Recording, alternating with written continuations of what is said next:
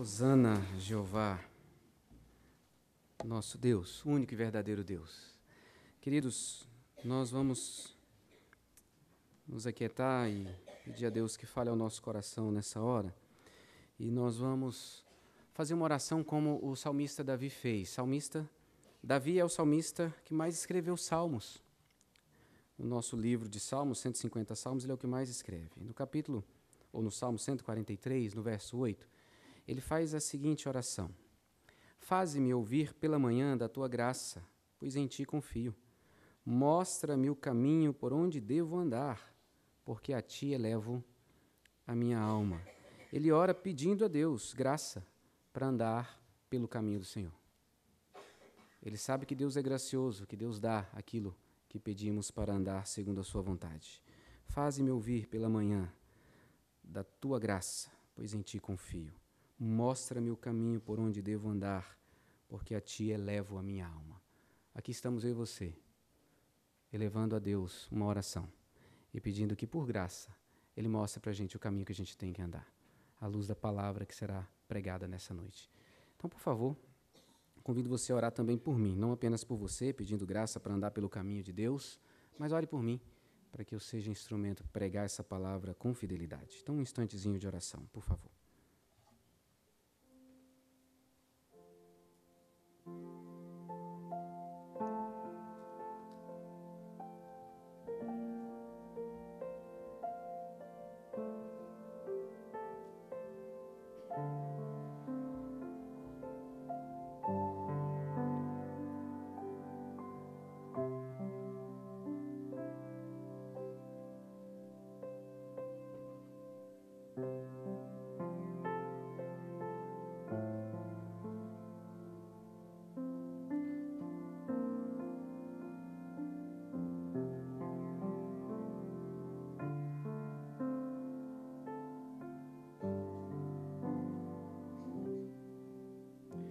Senhor, se não fosse a tua maravilhosa graça, não existiríamos. Se não fosse a tua maravilhosa graça, aqui não estaríamos. E como Davi, nós te pedimos, por tua graça, nós confiamos no Senhor, não naquilo que nós podemos fazer para receber do Senhor. Nós confiamos naquilo que o Senhor nos dá gratuitamente. Nos ajude, abra o nosso entendimento nessa noite. Queremos ouvir dessa graça, atentos àquilo que o Senhor tem para nós, para vivermos conforme essa mesma graça que nos capacita para tal. Tem misericórdia da minha vida, Senhor, e usa-me por tua graça e para a tua glória, pois nós queremos ouvir o Senhor. Em nome de Jesus. Amém. O salmista Davi, conversando com Deus, ele diz para o Senhor que a graça dele é tão maravilhosa que é melhor do que a própria vida. Salmo 63, verso 3, ele assim diz: porque a tua graça é melhor do que a vida, os meus lábios te louvam. A motivação para Davi louvar a Deus é a consciência clara que a graça é muito melhor do que viver, do que existir. Esse é um autor do Antigo Testamento. Nós temos um outro autor, agora no Novo Testamento, o apóstolo Paulo, que também era encantado com a graça. Se você prestar atenção, e você vai fazer isso em casa, não vai fazer agora, você pode olhar todas as cartas que Paulo escreveu. Ele começa falando da graça e ele termina falando da graça. A palavra graça está no início e no fim de todas as suas cartas. Nenhuma escapole, nem o bilhetinho de Filemon, que são apenas alguns versículos, não tem nem capítulo, só um capítulo. E por que Paulo, em todo o seu escrito, ele vai demonstrar a sua inteira e total dependência da graça? Por que Paulo afirma que a graça é a força da sua missão, que a graça é a motivação de cada uma das suas ações? Por que Paulo grita dizendo que a graça é o sustento do ministério que ele tem? Por que Paulo, quando você lê as suas cartas, vai dizer, como Davi, que a graça é o sentido e o significado da existência? Exclusivamente ele se vê alguém de pé por causa da graça. Abra sua Bíblia comigo, na primeira carta que Paulo escreve aos Coríntios, o capítulo 15, o verso 10.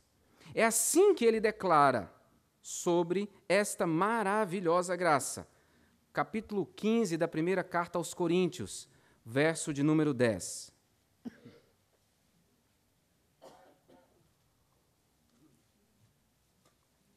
E eu quero fazer essa leitura junto com você, como uma declaração sua também, talvez agora com um significado bem diferente que terá no final da mensagem dessa noite. Vamos ler juntos? 1 aos Coríntios, capítulo 15, verso de número 10, mesmo assentado como você se encontra, mas com reverência diante da palavra santa do Senhor, aquilo que é a declaração de Paulo sobre a graça. Vamos ler juntos? Mas, pela graça de Deus, sou o que sou. E a sua graça, que me foi concedida, não se tornou vã. Antes, trabalhei muito mais do que todos eles. Todavia, não eu, mas a graça de Deus comigo. Em outras palavras, Paulo está dizendo a mesma coisa que Davi. E o que há de comum na vida desses dois homens em relação à graça de Deus? Os dois possuem um entendimento profundo da graça por causa da experiência que tiveram com o Deus da graça. Lembre um pouquinho comigo. Quem é Davi? Davi é um homem que adulterou. Davi é um homem que teve muitas mulheres. Davi é um homem que matou ou mandou matar o próprio esposo da mulher com a qual ele adulterou. Davi foi relapso como pai, não corrigiu o filho. Um filho que estuprou a própria meia-irmã. Não corrigiu outro filho que matou esse que estuprou. Irmão, meio-irmão. Davi é um homem cheio de erros, cheio de pecados. E pecados talvez que você fala assim, nossa, que terrível. E esse homem diz que a graça é melhor do que a vida, porque ele foi perdoado. Paulo, perseguidor da igreja, e nós vamos ver isso com mais detalhes daqui a pouco. E Paulo foi transformado por Deus. É por isso que a palavra graça para esses dois homens é tão importante. Porque em meio a um absurdo de pecados, esses homens foram perdoados, foram acolhidos por Deus, tiveram e desfrutaram de intimidade com Deus. Então eu quero fazer o primeiro parêntese aqui para você pensar qual o tamanho do pecado que você vive nele. É grande? É terrível? É horrível? Pois a Bíblia diz para mim e para você que há graça suficiente para te perdoar e para te transformar, que é o que Deus fez na vida desses homens, na minha vida e na vida de todos aqueles que creem e confessam Jesus como seu Senhor e Salvador. A graça teve tamanho impacto que transformou a vida desses homens. E eles se tornaram o quê? Divulgadores dessa graça. Não apenas escrevendo nos seus escritos, mas homens que viveram essa graça. Queridos, pense comigo. O simples fato de eu e você existirmos é graça de Deus. O simples fato de um ser humano existir é graça de Deus. Porque quem traz o ser humano à existência é Deus. Quem mantém o ser humano existindo é Deus. Consciente ou não disso, aqueles que creem ou não em Deus são alvos da graça de Deus. Veja comigo. Gênesis 2, 16 e 17, nós lemos o seguinte: E o Senhor Deus lhe deu esta ordem: de toda a árvore do jardim comerás livremente, mas da árvore do conhecimento do bem e do mal não comerás. Por quê? Porque no dia em que dela comeres, certamente comerás. A palavra, morrerás. Muito bem. Certamente morrerás. A palavra é para quem? Adão. Adão é o representante de toda a humanidade. Então ele estava me representando você. Essa palavra era para mim e para você. O que acontece? O homem desobedece à ordem divina e come do fruto proibido. Vendo a mulher que a árvore era boa para se comer, agradável aos olhos e árvore desejável para dar entendimento, tomou-lhe do fruto e comeu. E deu também ao marido, e ele comeu. O que era para ter acontecido exatamente naquela hora? Ter morrido. No entanto, eles continuaram vivos. Mas você pode estar dizendo, pastor, mas a morte ali era espiritual. Sim, mas não apenas espiritual. Eles continuaram vivos. E por que eles continuaram vivos? Se a pena deles era morrer para a desobediência. Por causa da graça. A graça os mantém de pé. Mas como assim? Simples. Se o homem cometesse o pecado desobedecendo a Deus, ele teria que pagar com a própria vida. Se ele permanece vivo, alguém pagou por ele. Alguém pagou no seu lugar. Jesus pagou. E Jesus fez, e aí é difícil para a minha mente e para a sua, Jesus fez isso antes da fundação do mundo. Porque para Deus não há tempo, passado, presente e futuro. Isso é para mim e para você. O que está acontecendo em Gênesis já aconteceu. O que está acontecendo aqui para mim e para você já aconteceu para Deus. Porque ele não está preso a isso. Então, nós vivemos porque alguém pagou por mim e por você para nós existirmos. Por isso é que Davi diz que a graça é melhor do que a vida, porque sem graça não teria vida. Não teria vida. E é claro, o pecado, então, é o uso errado da graça. Pecado é usar mal a graça. Se a graça me mantém vivo e de pé, e a graça me dá tudo aquilo que eu preciso para existir, tudo que eu recebo de Deus, se eu uso contra Deus, eu estou usando mal a graça de Deus. Quem deu para Eva e Adão condições de desejar o fruto? Isso que eu e você temos, o desejo de alimentar, o desejo de criar. Deus deu, isso é graça dele. No entanto, eles usaram esse desejo contra o próprio Deus, contra a graça de Deus. E isso é pecado. Todas as vezes que eu e você pecamos, nós estamos fazendo mau uso da graça de Deus, daquilo que Ele nos dá. Deus te dá o trabalho e você torna o trabalho o seu Deus, usando mal a graça de Deus. Deus te dá recursos financeiros e você põe a sua segurança nos seus recursos. Você idolatra os recursos. Você está usando mal a graça de Deus. É pecado. E a graça, ela pode ser, então, para a gente entender melhor isso, definida sob dois termos. A graça comum e a graça especial ou graça salvadora. A graça comum é essa graça onde todas as pessoas recebem sustento, provisão, vida da parte de Deus. Todos, conscientes ou não, gratos a Deus ou não, todos recebem o ar para respirar. Todos. A graça salvadora é aquela revelação especial de Deus que abre o entendimento para que a pessoa possa crer em Jesus e experimentar a salvação. Essa é a graça salvadora.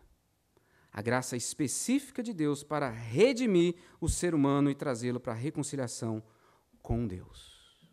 E por que que nós precisamos refletir sobre a graça? Eu entendo que por causa do amor que está se esfriando, a manifestação da graça segue o mesmo caminho. Porque o amor é uma clara manifestação da graça de Deus. Por amar tanto o homem, Deus enviou o seu Filho para morrer na cruz. Graça. E se o amor está esfriando, então a graça também está esfriando. E como nós vimos na semana passada, que precisamos resgatar o entendimento, a compreensão do amor, eu entendo que nós precisamos resgatar a nossa compreensão dessa maravilhosa graça. Eu sei que é muito difícil, porque graça é definida como o que Deus é. Graça é a suprema descrição de Deus. Graça é o favor imerecido de Deus. É você receber alguma coisa que você não fez nada por merecer. E por que isso é tão difícil para a gente lidar? Porque nós crescemos ensinados de que para ter alguma coisa, eu preciso fazer alguma coisa. Você, desde pequenininho, para mamar lá na mamãe, ou ganhar mamadeira, se ela não tiver leite, tem que chorar. Aí você chora, a mamãe sabe que tem que dar comida. Aí vai lá e dá. Aí você sabe, se eu chorar, tem leitinho. Então vou chorar. E você cresce nessa relação, eu faço, recebo. Eu estudo, passo de ano, ganho o presente que eu estou pedindo para papai e mamãe. E aí a gente vai tendo dificuldade de lidar com a graça, que é receber algo que eu não fiz nada por merecer. Nada. E isso é tão importante que influencia até a nossa relação com Deus, porque Deus diz para mim e para você que nós somos perdoados pela graça, basta apenas confessarmos arrependidos o nosso pecado, aí nós fazemos isso, mas parece estar faltando alguma coisa. Aí a gente fica matutando sobre aquilo e não se perdoa. Deus já perdoou pela palavra, mas você não se perdoa. E você fica lá, mas eu não podia ter feito isso, não podia ter pecado, não podia ter caído nesse erro. Isso dificulta a nossa relação com Deus. Eu preciso compreender que graça é muito maior que salvação, que redenção, que santificação, que glorificação, que paz, que alegria, porque sem a graça nada disso existiria.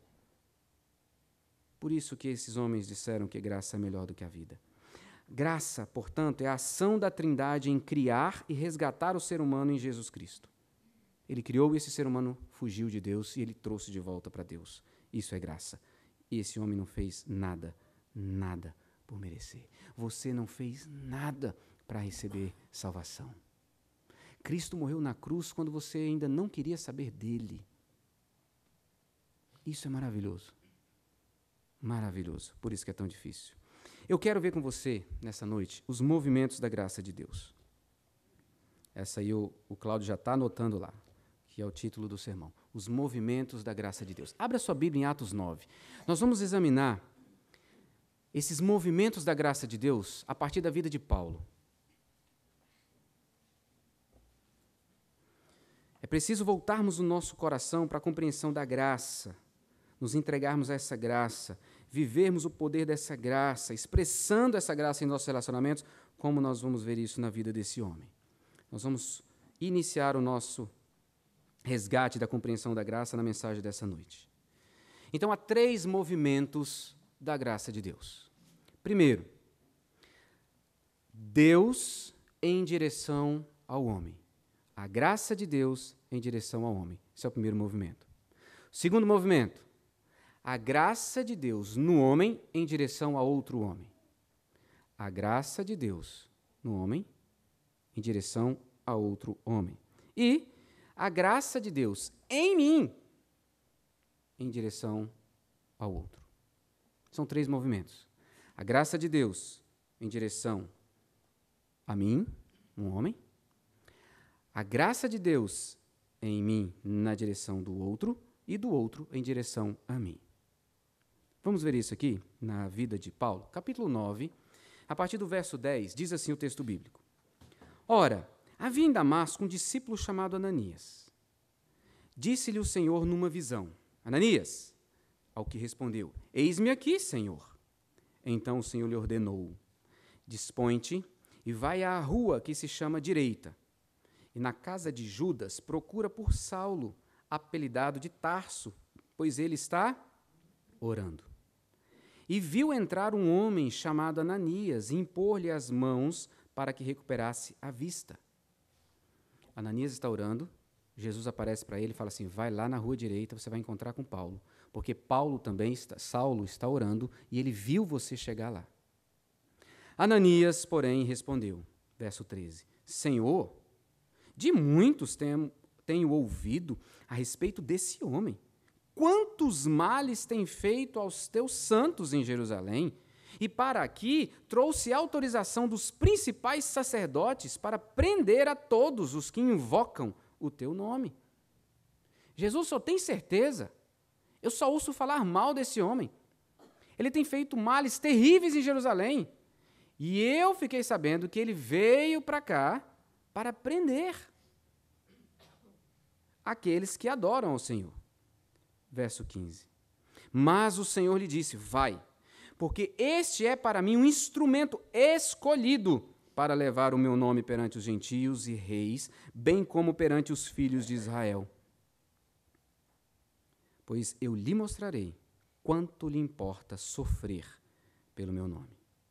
Então Ananias foi, e entrando na casa, impôs sobre ele as mãos, dizendo, Saulo, irmão, o Senhor me enviou, a saber, o próprio Jesus, que te apareceu no caminho por onde vinhas, para que recuperes a vista e fiques cheio do Espírito Santo.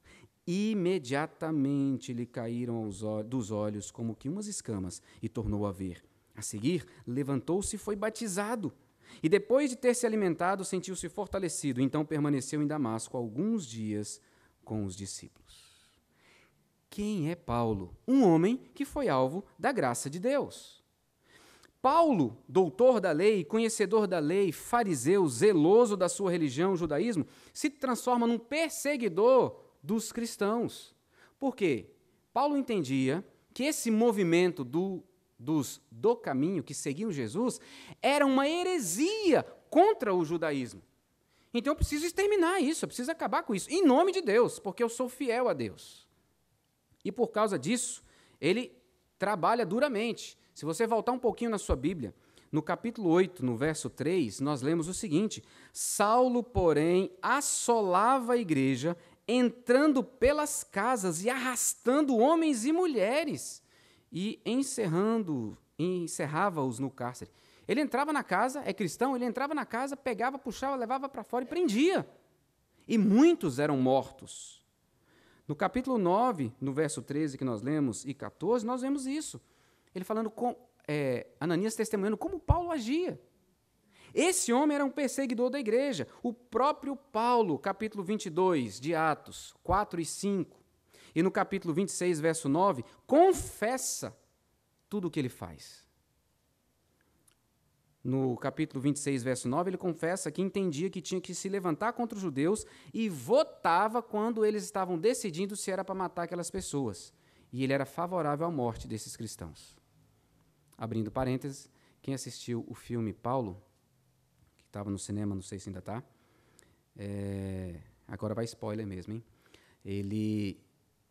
No filme, o diretor conduz de tal forma que o espinho na carne que Paulo tinha era o sofrimento de ter permitido a morte de tantos cristãos. Irmãos dele, que antes não era. Mas a graça fez de Paulo um irmão daqueles a quem ele tinha feito tanto mal. Os cristãos tinham medo de Paulo. Você já viu Ananias falando aqui. Mas olha só, no verso 21 do capítulo 9. Ora, todos os que o ouviam estavam atônitos e diziam: não é esse que exterminava em Jerusalém os que invocavam o nome de Jesus? Veja, não é esse o que exterminava em Jerusalém os que invocavam o nome de Jesus? O verso de número 26 do capítulo 9. Tendo chegado a Jerusalém, procurou juntar-se com os discípulos. Todos, porém, o temiam, não acreditando que ele agora fosse discípulo. Sim, mas Deus tem um plano para ele. E Deus, então, abre o entendimento de Saulo e o resgata da sua escravidão, abre os seus olhos, ele agora enxerga a graça. Saulo é extremamente impactado por isso que Deus está fazendo na vida dele, meus irmãos. Porque ele agora é amado pelo seu inimigo. Pensa o que é ser isso. Aquele a quem ele perseguia, aquele por quem ele tinha matado muitas pessoas, agora diz para ele: eu te amo. Eu te amo e quero andar com você. Eu quero que você desfrute do meu amor. Eu vou te sustentar, eu vou te dirigir, eu vou te capacitar. Agora você vai sofrer. Porque todos aqueles que andam comigo sofrem. Essa é a mensagem de Jesus para Saulo. E a graça entrou no coração, porque o amor entrou de maneira tão maravilhosa que ele reconhece que foi liberto de uma cegueira que impedia que ele amasse Deus verdadeiramente. Ele amava uma divindade criada pelo judaísmo. Jesus o faz agora um pregador desse amor e dessa graça. Queridos, essa é a sua experiência. Você foi alcançado por essa graça. Aquele que era o seu inimigo revelou amor por você e te trouxe para junto dele. E agora você pode testemunhar dessa graça e desse amor. Essa foi a experiência de Paulo. O primeiro movimento da graça de Deus. A graça de Deus vem até mim e até você. Isso impactou de tal maneira que Paulo vai procurando adjetivos nas suas cartas para falar da graça. Por exemplo, em Romanos 6,1, ele fala que essa graça é abundante. Depois, em 2 Coríntios 9,14, ele vai dizer que essa graça é superabundante. Abundante é pouco, é superabundante.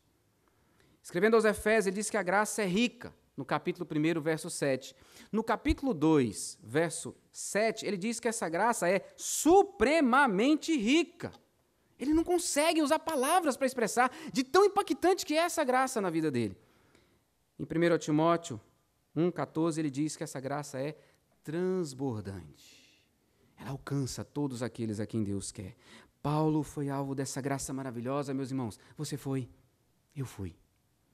Eu fui. Eu tinha 19 anos. E ela entrou no meu coração. Me fez uma nova criatura. E hoje eu posso falar dessa graça.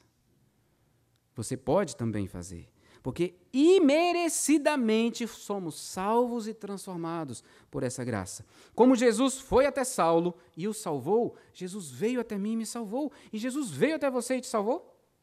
Porque esse é o movimento, não é a gente que vai atrás dele, é ele que vem até a gente. E nos salva. Graça. Por que ele viu de bom em mim ou em você? Nada. Esse é o primeiro movimento. O segundo movimento é a graça de Deus no outro em direção a mim. Eu sou alvo da graça de Deus, mas eu preciso ser alvo da graça do homem também. E como que isso acontece na vida de Paulo? Ainda aí no capítulo 9. A partir do verso 26. Tendo chegado a Jerusalém, procurou juntar-se com os discípulos. Todos, porém, o temiam, não acreditando que ele fosse discípulo. Ele não foi aceito. Sai daqui, Paulo. Saulo ainda. Sai daqui, Saulo. Nós não confiamos em você. Eu acho que você é um traidor infiltrado.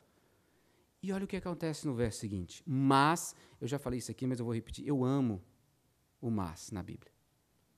Olha aqui. Mas Barnabé, tomando consigo, levou aos apóstolos e contou-lhes como ele vira o Senhor no caminho, e que este lhe falara, e como em Damasco pregara ousadamente em nome de Jesus. Barnabé é um homem cheio de graça e vai acolher Saulo e dizer para os apóstolos, não, podem confiar. Olha o que Deus está fazendo através da vida desse homem. Saulo não ficou perdido. Barnabé o acolheu. Meus irmãos, os apóstolos que já conheciam a graça de Deus por causa de Jesus Cristo, não estavam conseguindo expressar graça em direção a Saulo. Mas Barnabé, cheio de graça, cheio do Espírito Santo, vai lá e diz, não, peraí, esse homem aqui foi alcançado pela graça. Esse homem aqui está pregando ousadamente. Esse homem aqui está fazendo sinais e maravilhas. Quem é Barnabé? Capítulo 4, verso 36, nós vemos que o coração desse homem é cheio de misericórdia, porque ele vende os seus bens e entrega aos pés dos apóstolos para que os pobres e necessitados tenham o que comer. No capítulo 11, verso 23, e agora eu queria que se abrisse, nós vemos o seguinte, a igreja ouviu acerca, lá em Antioquia, as pessoas ouviram acerca do Evangelho. Verso 23, nós vemos que Barnabé foi enviado para lá, pelos apóstolos. E aí nós lemos assim, tendo ele chegado, e vendo a graça de Deus, alegrou-se e exortava a todos a que com firmeza, de coração, permanecessem no Senhor. É um homem sensível, percebe a graça de Deus na vida das pessoas. Mas veja o verso 24. Porque era homem bom, cheio do Espírito Santo e de fé, e muita gente se uniu ao Senhor. Esse é Barnabé. Um homem cheio de graça, porque é cheio do Espírito. Cheio do Espírito Santo. E esse homem revela graça em relação a Paulo. E Saulo, precisa aprender. A graça está trabalhando no seu coração. Ele é rejeitado pelos apóstolos, mas Deus envia Barnabé e Barnabé o acolhe, cheio de graça e de amor. E é assim que Saulo precisa aprender. Porque antes ele agia mandando em todo mundo e fazendo o que queria. Agora ele chega cheio de pompa e os apóstolos, não, estamos desconfiados desse homem. E Barnabé o acolhe, e ele então é cuidado. Paulo foi alvo da graça divina, agora experimenta a graça do homem. De um homem que sabe o que é a graça divina e que está transbordante dessa graça, Barnabé. Deus usa Barnabé, queridos, para ser a manifestação da graça de Deus na vida de Saulo. Deus quer usar você para ser a manifestação da graça de Deus na vida das pessoas. Você que conhece essa graça, que foi impactado por essa graça. Mas eu entendo que não foi só Barnabé que manifestou graça, não. Ananias foi cheio de graça, porque ele não queria de jeito nenhum, ele foi empurrado, mas teve que ser gracioso, orar por aquele que perseguia os cristãos. E ele botou a mão e orou por ele. Mas antes desses dois, volta um pouquinho a sua Bíblia. Capítulo 7 de Atos, verso 51, nós vamos encontrar uma declaração de Estevão. Estevão é um diácono. E Estevão está pregando o evangelho. E está confrontando os religiosos fariseus. Verso 51 nós lemos: homens de dura cerviz, incircuncisos de coração e de ouvidos, vós sempre resistis ao Espírito Santo, assim como fizeram vossos pais, também vós o fazeis. Ele está batendo, ó. O Espírito Santo está mostrando para vocês a graça, o amor, e vocês não querem ouvir. Quem está ouvindo tudo isso aqui? Saulo. Olha o verso 59. E apedrejavam Estevão, porque não conseguiram ouvir a mensagem da graça, e apedrejavam Estevão, que invocava e dizia: Senhor Jesus, recebe o meu espírito. Então ele faz uma oração. Então, ajoelhando-se, clamou em alta voz: Senhor, não lhes imputes este pecado. Com essas palavras morreu. Versículo 1 do capítulo 8. Vamos ler juntos? E Saulo consentia na sua morte. Meus irmãos, eu fico imaginando Saulo com essas palavras da oração de Estevão a Deus: não impute esse pecado sobre esses homens, não impute esse pecado sobre esses que estão me apedrejando, não imputes esse pecado sobre Saulo. Isso batendo na cabeça de Saulo, batendo na cabeça, porque isso é graça. Você está morrendo, apedrejado e pedindo: Deus, perdoa esses homens. Como Cristo fez na cruz. Queridos, veja o poder. Será que Saulo teria sido alcançado pela graça sem a intercessão de Estevão? Se nós cremos, pelo menos eu creio, já ensinei isso aqui, de que a oração é um meio pelo qual Deus cumpre os seus propósitos. Para mim, essa oração de Estevão fez toda a diferença para transformar a vida desse homem. Que privilégio meu e seu. Alvos dessa graça de Deus, podemos proclamar ao mundo essa graça, mas sermos graciosos com as pessoas, inclusive os nossos inimigos. Que desafio. Você está pensando assim: o pastor endoideceu. Não, meus queridos, é o que o poder da graça faz. Ananias não foi de livre e espontânea vontade, confiado nele mesmo, foi um coração cheio da graça. Estevão estava com o coração transbordante de graça, por isso ele ora daquele jeito. Barnabé, cheio do Espírito Santo, estava cheio de graça. E é isso que eu e você precisamos buscar continuamente. Senhor, encha-me da compreensão da tua graça, faz-me ser transbordante dessa graça, para que as pessoas conheçam o Senhor, através da graça que eu manifesto em meus relacionamentos. Esse é o segundo movimento. Antes de eu passar para o terceiro, quem é que precisa que você seja Barnabé na vida dele hoje? Alguém que precisa que você vá lá e manifeste graça, acolha, ame, sustente. Quem precisa que você seja Barnabé? Você foi chamado para isso, eu e você. Muitos precisam da sua ação, do nosso cuidado cheio de graça, exatamente agora. O terceiro movimento: a graça de Deus em mim em direção ao outro. Era a graça de Deus no outro em direção a mim, agora em mim em direção ao outro. Saulo foi alvo da graça de Deus, Saulo foi alvo da graça de Barnabé. Agora o que Saulo tem que fazer? Ser gracioso com alguém. Muito bem. Então nós vamos agora para o capítulo de número 13. Capítulo número 13, nós vamos ler Barnabé e Saulo saindo para a primeira viagem missionária. Uma viagem de mais ou menos 18 meses, 2.200 quilômetros. Eles levam com eles João Marcos, primo de Barnabé. Capítulo 13, verso 13, nós lemos assim, Atos 13, 13. E navegando de Pafos, Paulo e seus companheiros dirigiram-se a Perge da Panfilha. João, porém, apartando-se deles, voltou para Jerusalém. Esse episódio na vida de Paulo é um episódio claro que Deus permite acontecer para que ele demonstre graça na vida de outra pessoa, como ele foi alvo da graça de Deus e da graça de Barnabé, de Estevão, de Ananias. Eles estão numa viagem missionária, estão em grupo, e um desses resolve voltar. Não vai seguir mais viagem. Muito bem, esse é primo de Barnabé. Capítulo 15. Agora, verso 36.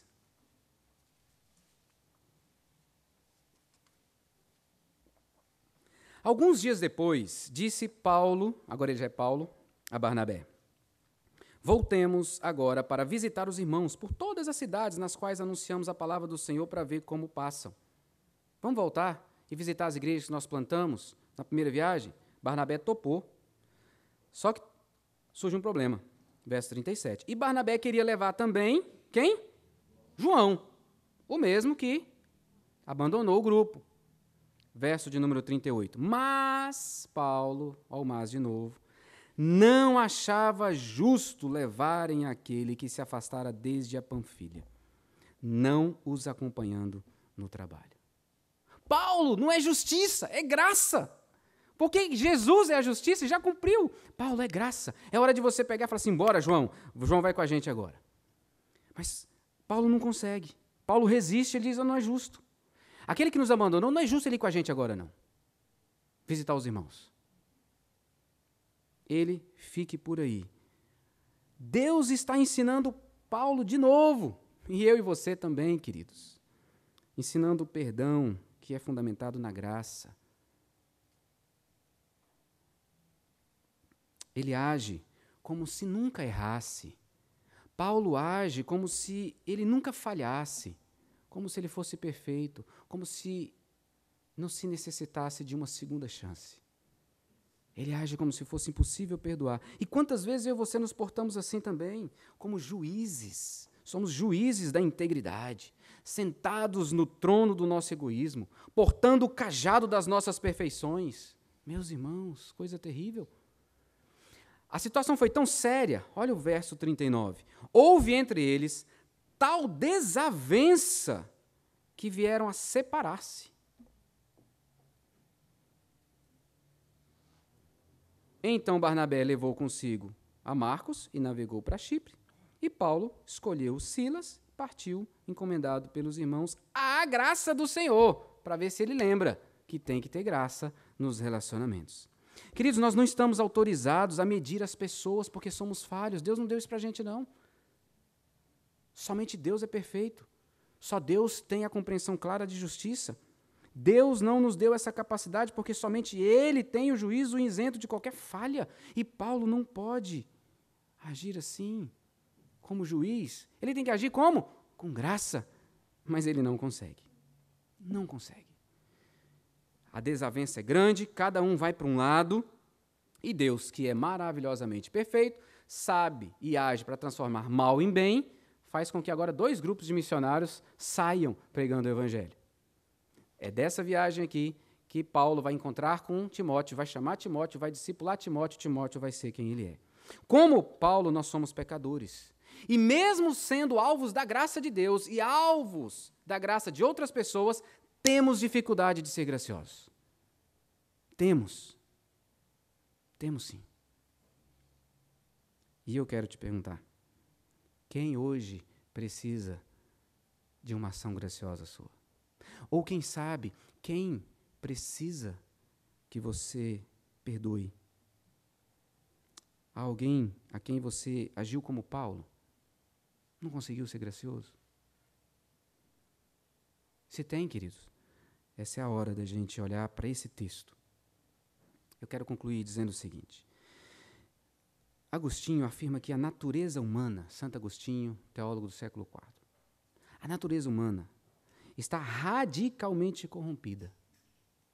Ela está cega, infeliz, incapaz por si só de um ato bom. Somente a graça, vindo sobre a natureza humana, pode torná-la capaz de bons desejos, de boas ações, de sair dessa cegueira, de alcançar cura e de experimentar salvação e expressar graça. Só a graça corrige, aperfeiçoa, transforma, sustenta, santifica a minha e a sua vida. Nós precisamos desesperadamente dela. Volta comigo para 1 Coríntios capítulo 15. Nós lemos o verso 10. Mas, pela graça de Deus, sou o que sou. E a sua graça que me foi concedida não se tornou vã. Antes trabalhei muito mais do que todos eles, todavia não eu mais a graça de Deus comigo. Olha só o que Paulo diz, 1 Coríntios capítulo 15, agora no verso 9. Antes dele reconhecer a graça maravilhosa, olha o que ele diz no verso de número 9. Porque eu sou o menor dos apóstolos, que mesmo não sou digno de ser chamado apóstolo, pois persegui a igreja de Deus. Para ele conseguir enxergar a graça, ele precisa enxergar quão miserável pecador ele é. Tudo o que ele fez contra a igreja. E é isso que quando vem ele fala assim, não, peraí, mas tem graça para mim. Eu fui alcançado pela graça. E hoje o que eu faço por causa dessa graça. E se eu faço muito mais do que os outros, não sou eu que estou fazendo. É Deus que está fazendo em mim através da graça. E isso é para mim e para você. Paulo lutou muito com a soberba. Ele lutou muito. Na segunda carta ele vai dizer do espinho da carne, e ele pediu a Deus para tirar, e Deus falou assim, eu não vou tirar, porque a minha graça te basta. E o meu poder se aperfeiçoa na sua fraqueza. Queridos, o registro bíblico, e você pode dar glória a Deus por isso, afirma que Paulo se arrependeu e acolheu João Marcos. Em outras 3 cartas, nós vamos ver isso. Na carta que ele escreve aos Colossenses, capítulo 4, verso 10, ele está orientando a igreja, dizendo, olha, João Marcos está indo para aí, João Marcos está levando orientações minhas, acolham João Marcos. 10 anos aproximadamente se passaram. Eu não sei quando que aconteceu a reconciliação, mas ela aconteceu. Escrevendo a Filemon, Paulo chama João Marcos de seu cooperador.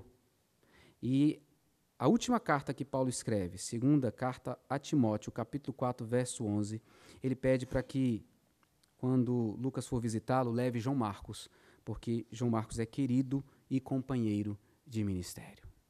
Louvado seja o Senhor. É isso que a graça faz. A graça leva-nos a reconhecer o nosso pecado, nos arrependermos e sermos graciosos com o outro. A única forma de expressar os benefícios de Cristo sobre nós é mediante a expressão clara, inequívoca da graça de Deus em direção ao outro. Assim como Deus derramou graça sobre nós, nós não saímos por aí ferindo, machucando, desprezando as pessoas. Assim como Ele derramou graça, nós saímos por aí amando e sendo graciosos, inclusive com os nossos inimigos. Como cristãos, discípulos de Jesus Cristo, nós podemos perder muitas coisas preciosas na vida, como de fato perdemos e sofremos com essas perdas, mas jamais podemos nos desgarrar da graça de Deus. Jamais. Temos que segurar firmes e pedir ao Espírito Santo, como Davi orou, como Paulo orou. Senhor, dá-me dessa graça, encha-me dessa graça, quero ser gracioso. O autor aos Hebreus dá uma orientação para mim e para você. Capítulo 12, verso 28. Por isso, recebendo nós um reino inabalável, retenhamos a graça pelo qual sirvamos a Deus de modo agradável, com reverência e santo temor. Graça. Quão maravilhosa graça te alcançou e me alcançou. Algumas aplicações para você que já desfruta dessa graça. Você que é crente, foi alcançado por Jesus Cristo, sem ter feito nada por merecer, mas Ele te salvou. Pela graça, sem merecimento algum, nós somos chamados e capacitados com dons para servirmos ao Senhor. Então somos colaboradores, a obra é dele. E veja, quantos dons Deus tem derramado na sua igreja. Temos nossos irmãos aqui que cantam, nossos irmãos que tocam, nossos irmãos que conduzem-nos no louvor, irmãos que pregam, irmãos que servem. Dons que nós recebemos de graça para serem manifestados graciosamente. Pela graça, sem merecimento algum, nós somos agentes dessa graça no mundo, nós temos que pregar e testemunhar, dar testemunho, temos que ser fiéis a esse nome, nome que está acima de todo nome. pela graça, sem merecimento nenhum. Eu e você, queridos, somos chamados para manifestar graça na direção do outro, amar, perdoar, acolher, abraçar, chorar, interceder. Então ame, perdoe, exorte em amor, mas manifeste graça. Pela graça, nós podemos admitir os nossos erros, as nossas falhas, os nossos pecados, e nos arrependermos. E por causa da graça, recebermos perdão e andarmos na direção da glória do nosso Senhor. Jesus Cristo, ele tinha uma capacidade tremenda de olhar para cada pessoa com um olhar cheio de graça. Lembra de quando ele olhou para Pedro, depois que Pedro, nós lemos isso recentemente em Lucas, capítulo 22, quando Pedro nega Jesus. O texto registra que quando o galo canta e Pedro lembra do que Jesus diz, o olhar dos dois se cruzam. O olhar cheio de graça e misericórdia leva Pedro às lágrimas. Diz que ele chora tremendamente. E aí o que Jesus vai fazer depois? A graça encarnada vai atrás de Pedro perguntar se ele ama. E Pedro diz que ama. E Jesus diz, então, vai cuidar das minhas ovelhas. Jesus está confiando a igreja dele, as suas ovelhas queridas, pelas quais ele morreu na cruz, a um pecador, traidor, mentiroso, que o negou. O que é isso? Graça. É graça. E a graça constrange e muda a vida daquele homem. Paulo nos ensina, queridos, esses movimentos na vida dele, naquilo que Deus faz na vida dele. E é assim comigo e com você também. Paulo, depois dessa experiência, escrevendo a segunda carta aos Coríntios, no capítulo 5, no verso 16, ele vai dizer: de modo que, de agora em diante, a ninguém mais consideramos do ponto de vista humano. Ele está dizendo, a partir de agora eu não consigo mais enxergar as pessoas apenas daquilo que eu enxergo de forma humana. Eu olho para as pessoas do ponto de vista da graça, naquilo que Deus pode transformar essas pessoas. E esse é um convite para mim e para você. Nós não olhamos para as pessoas a partir daquilo que nós vemos. Nós olhamos para as pessoas a partir daquilo que Deus pode transformá-las, por causa da sua maravilhosa graça. Mas eu tenho uma mensagem para você que ainda não se entregou a essa graça. Você ainda não desfruta dessa graça. Você não se entregou ao amor de Deus ainda. Talvez você conheça Deus, conheça Jesus, mas você não se entregou. E a boa notícia é que essa graça maravilhosa te redime de você mesmo. Desse egoísmo, desse egocentrismo. E te liberta disso. E te dá condições de viver na direção do outro com graça. Jesus não esperou ninguém ir até ele. Ele veio. E como ele veio até Saulo, veio até mim, veio a tantos aqui, ele vem até você e diz: eu quero fazer de você alguém a transbordar da graça. Então primeiro eu te ofereço salvação. Entregue a sua vida a mim. Deixa eu cuidar da sua vida. Eu vou te libertar da escravidão do pecado e você vai viver segundo a minha palavra, para a glória do meu Pai. A Bíblia se refere a pessoas imperfeitas, gente exatamente como eu e você, que fizeram escolhas absurdamente erradas e ainda muitas vezes fazemos. E mesmo assim, somos procurados por Deus.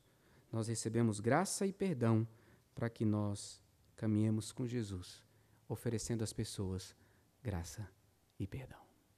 Vamos orar? Oh Deus, como nós precisamos de graça do Senhor sobre as nossas vidas. Como nós precisamos, Pai, de entender, nos entregarmos a essa graça e vivermos a partir dela, derramando graça por onde a gente for, para que as pessoas conheçam o Senhor, para que o nosso coração seja tomado de alegria verdadeira, transformadora. A Tua graça nos alcançou. Pessoas são graciosas conosco. Ah, Pai, nós queremos ser graciosos com os outros. Se o Senhor trouxe nessa noite nomes, pessoas com as quais nós precisamos ser graciosos, Deus, nos leve até elas. Se existe alguém que não foi gracioso com a gente, nos leve até elas também, para que a gente possa conversar e juntos nos entregarmos a essa graça, A graça que perdoa até mesmo quem não pediu perdão, quem não reconheceu o seu pecado. Nos transforma como igreja. O Senhor Jesus nos diz que seremos conhecidos, ou Ele será conhecido, nós como seus discípulos, para que Ele seja conhecido, se nós nos amarmos uns aos outros. Se nós manifestarmos essa graça. Deus faz assim. Eu peço para mim, peço para cada um dos meus irmãos, porque somos dependentes dessa graça para existir, dependentes dessa graça para viver, dependentes dessa graça para anunciar a maravilhosa graça de Jesus Cristo. Transforma a nossa vida por Tua graça e para a Tua glória. Amém.